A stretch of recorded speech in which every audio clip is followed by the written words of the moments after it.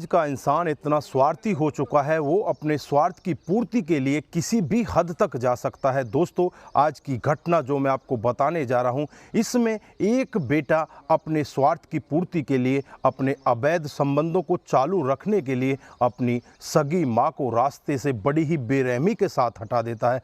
दोस्तों, जब ये पूरा मामला लोगों के सामने आता है तो सभी की आंखें फटी की फटी रह जाती हैं और उस बेटे के ऊपर सभी लोग थू-थू करने लगते हैं। दोस्तों, अगर आप भी पूरा मामला सुनेंगे तो एक बार के लिए आप भी सोचने के लिए मजबूर हो सकते हैं कि बेटा ऐसे पवित्र रिश्ते को भी किस तरह से तार-तार कर जाता है। आइए दोस्तों, जानते हैं पूरा मामला क्या था। नमस्कार, जय हिंद। आप देख रहे हैं APH न्यूज़ राहुल रावत के साथ। तो दोस्तों, आज की जो हकीकत की घटना आपको बताने जा रहा हूं, उत्तर प्रदेश में एक ज़िला पड़ता है बस्ती और इसी का बल्टरगंज थाना क्षेत्र है। इसी के अंतर्गत एक गांव आता है कटनौली गांव। ये कटनौली गांव की 31 अगस्त 2022 की शाम को करीब 4 बजे का वक्त होता है, जब गाँव के ही कुछ चरवाहे खेतों पर पहुँचते हैं तो खेतों पर एक ऐसा नज़ारा देखते हैं जिसे देखकर उनकी चीख निकल आती है। खेत की मेंढ के सहारे एक महिला पड़ी होती है जिसकी उम्र लगभग 60 साल होती है, जिसके दोनों हाथों को बांध रखा होता है।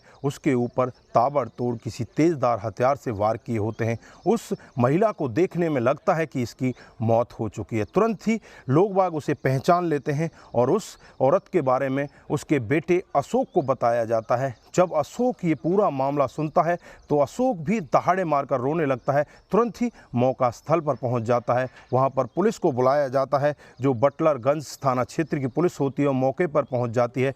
डेड बॉडी को अपने कब्जे में लेकर उसे पोस्टमार्टम के लिए भेज देती है। इधर जो बेटा होता है अशोक, वो दहाड़े मारकर रो रहा होता है। पुलिस सबसे पहले उसी से पूछताछ करती है। बिना झिझके, बिना सोचे समझे एक नाम लेता है कि अनिल कुमार ने ही मेरी माँ को मारा है। अनिल कुमार कोई और नहीं, मेरा फुफेरा भाई है जो मरवा गांव का रहने वाला होता है। अब पुलिस भी अशोक की तहरीर पर ही अनिल कुमार के नाम मामला दर्ज कर लेती है। तुरंत ही अनिल कुमार के पास जाया जाता है। जब अनिल कुमार से पूछताछ की जाती है तो अनिल कुमार साफ मना कर देता है कि साहब, मैंने ऐसा कुछ भी नहीं किया, यहाँ पर तो मेरे ऊपर आरोप लगाया जा रहा है। पुलिस अपनी तमाम तरह की कोशिशें करती है, तमाम तरह से छानबीन करती है, लेकिन कहीं से भी अनिल कुमार के खिलाफ कोई भी सबूत नहीं मिलता जिससे कि अनिल कुमार को गिरफ्तार किया जाए। उसके बाद जो अशोक होता है पुलिस के ऊपर दबाव बनाने लगता है और कहता है कि अनिल कुमार को जल्द से जल्द गिरफ्तार कर लीजिए, नहीं तो यहाँ पर बहुत बड़ा हंगामा हो जाएगा, लोग बाग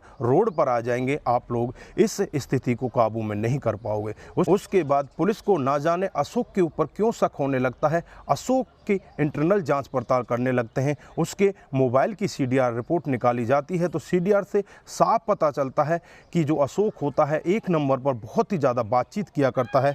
उस नंबर के बारे में पता किया जाता है तो वो नंबर किसी और का नहीं, इसकी भाभी का होता है। फिर अशोक को अपनी गिरफ्त में लेकर पुलिस जब अपने रवैये से CDR उसके सामने रख कर बातचीत करती है तो अशोक थोड़ी देर में टूट जाता है और सब कुछ सच सच बताने लगता है। वो बताता है कि साहब, आज से कई महीने पहले का वाक्य है, जब मैं अपनी भाभी को देखता हूँ तो भाभी की सुंदरता को देखकर उस पर इतना मोहित हो जाता हूँ। मैं चाहता हूँ कि भाभी मेरे साथ रहे। उसके बाद मैं भाभी से अपने प्यार का इजहार करता हूँ। भाभी भी इस सब के लिए तैयार हो जाती है और हम दोनों एक दूसरे के साथ इस तरह से मिलने लगते हैं जैसे कि एक पति पत्नी एक दूसरे के साथ रहते हैं। उसके बाद समय ऐसे ही बीतता रहता है और एक दिन का वाक़या होता है जब घर के अंदर ही मैं अपनी भाभी के साथ अवैध संबंधों में होता हूं और उसी समय हमारी माँ वहां पर आ जाती है। माँ ये पूरा वाक़या देखती है। माँ हम दोनों को बुरा भला कहने लगती है और माँ कहती है कि तुम तो बहुत ही गलत हो, तुम तो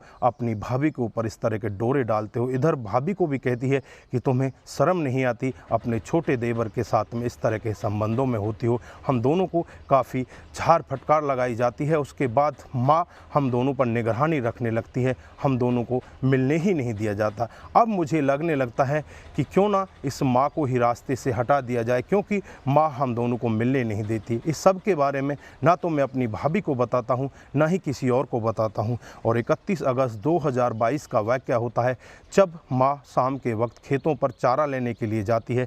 पीछे से एक तेज़धार हथियार लेकर मैं वहाँ पर पहुँच जाता हूँ और माँ के हाथों को बांधकर उसके ऊपर चाकू से ताबड़तोड़ वार कर देता हूँ। वहीं पर माँ लहूलुहान हो जाती है और तड़प तड़प कर माँ की मौत हो जाती है। जब एक एक बेटा पुलिस वालों को इस तरह का वाक्य सुनाता है तो पुलिस वाले भी उसके ऊपर थू-थू करने लगते हैं और इस पर जो पुलिस वाले होते हैं उस लड़के को कहने लगते हैं, तुम्हें शायद अंदाज़ा नहीं तुमने कितने बड़े क्राइम को अंजाम दे डाला है, तुमने अपनी माँ को मार डाला, तुम्हें नहीं पता माँ तो ममता का सागर होती है। माँ के अगर 5 भी बेटे हों तो सबको बराबर का प्यार देकर उन्हें बड़े अच्छे से पाल लेती है, लेकिन तुमने अवैध संबंधों के चलते हुए उसी माँ को रास्ते से हटा दिया जिसने तुम्हें बचपन से अपनी गोदी में खिलाया, तुम्हारी हर तरह की मदद उसने बचपन से लेकर बड़े होने तक की और तुमने एक पल भी अपनी माँ के बारे में नहीं सोचा। अब तुम पूरे जीवन भर जेल के अंदर ही सड़ोगे। उसके बाद तमाम धाराएं उसके खिलाफ लगा दी जाती हैं, धाराएं लगाकर उसे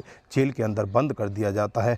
जो वहाँ के SHO होते हैं अशोक तंवर, उनका यही कहना होता है कि इसके में अगर कोई और भी शामिल होगा तो उसको भी गिरफ्तार कर लिया जाएगा। उस भाभी के बारे में भी पूछताछ चल रही है, कहीं उस भाभी का हाथ भी इसमें नहीं है, अगर उसका भी हाथ पाया जाता है तो उसे भी जेल के अंदर ठूस दिया जाएगा। दोस्तों, जब उस औरत के पति को इस सब के बारे में पता चलता है तो वो भी फूट फूट कर रोने लगता है। वो भी यही कहता है कि तुमने बहुत ही गलत काम किया है, तुम अगर मेरे छोटे भाई के साथ इस तरह के संबंधों में थी तो मेरी माँ को रास्ते से हटाने की क्या ज़रूरत थी, क्या तुम भी इसमें शामिल थी। उस पर जो औरत होती है वो साफ मना कर देती है, वो कहती है कि इसमें मेरा कोई हाथ नहीं है, मुझे नहीं पता कि देवर ने क्या कर दिया है। और वो खुद कहती है कि मुझे अपनी भूल पर बहुत बड़ा पछतावा है, मैं अपनी भूल को मानती हूँ और मैं आप सभी से माफ़ी मांगती हूँ, हो सके तो मुझे माफ़ कर देना। उसके बाद जो गांव के आसपास के लोग बाग होते हैं वो भी उस लड़के के ऊपर, उस भाभी के ऊपर थू-थू करने लगते हैं